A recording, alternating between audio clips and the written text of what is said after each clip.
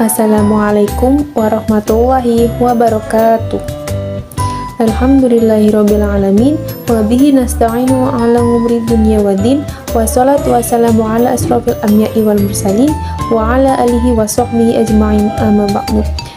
Sebelumnya, saya ingin mengucapkan terima kasih kepada teman-teman yang sudah berkenan menonton video ini. Di sini saya akan menjelaskan materi tentang manusia sebagai makhluk individu dan makhluk sosial. Manusia sebagai makhluk individu dan makhluk sosial. 1. Manusia sebagai makhluk individu. Secara bahasa, individu berasal dari kata in yang artinya tidak dan divided yang artinya terbagi. Jadi, individu adalah sebutan untuk menyatakan suatu kesatuan tidak terbagi atau hal yang paling kecil. Individu juga mengandung 4 unsur, yaitu jasmani, rohani, fisik, dan psikis. Jadi, apabila terdapat satu yang kurang, maka tidak bisa disebut sebagai individu. Selain itu, setiap individu juga memiliki karakteristik ciri khas yang unik yang biasa disebut kepribadian.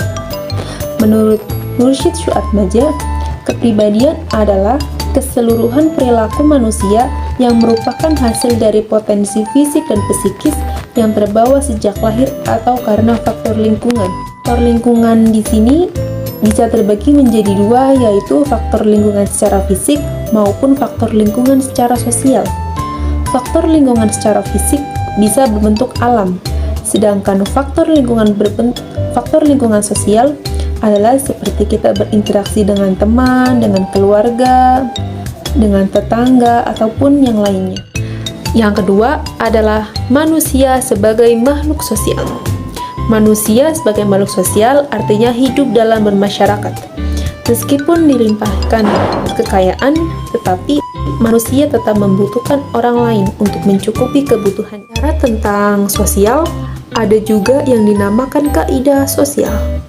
Kaidah sosial adalah peraturan yang menetapkan bagaimana manusia harus bertingkah laku dalam kehidupan bermasyarakat.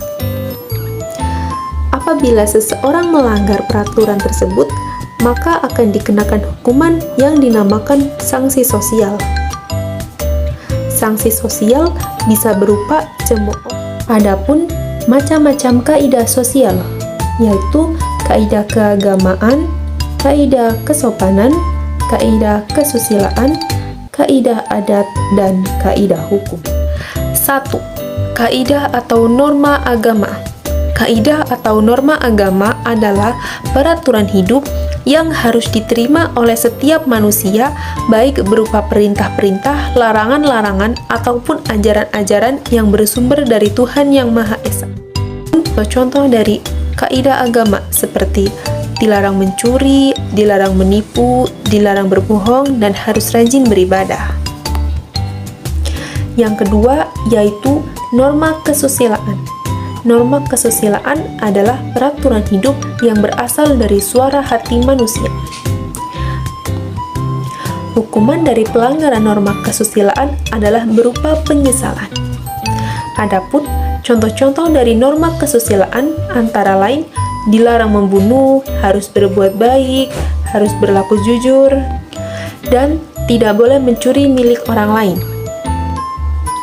Yang ketiga yaitu kaidah atau norma atau kaidah kesopanan adalah peraturan hidup yang diadakan oleh masyarakat itu sendiri untuk mengatur setiap pergaulan sehingga masing-masing anggota masyarakat saling hormat-menghormati.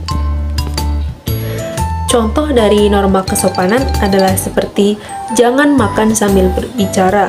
Yang kedua, jangan makan sambil berdiri. Yang ketiga, jangan meludah di sembarang tempat. Yang keempat adalah kaidah hukum.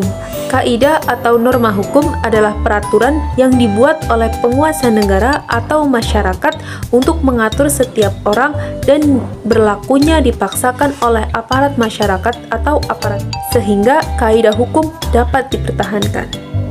Terima kasih atas perhatiannya. Mohon maaf apabila banyak kesalahan. Wassalamualaikum warahmatullahi wabarakatuh.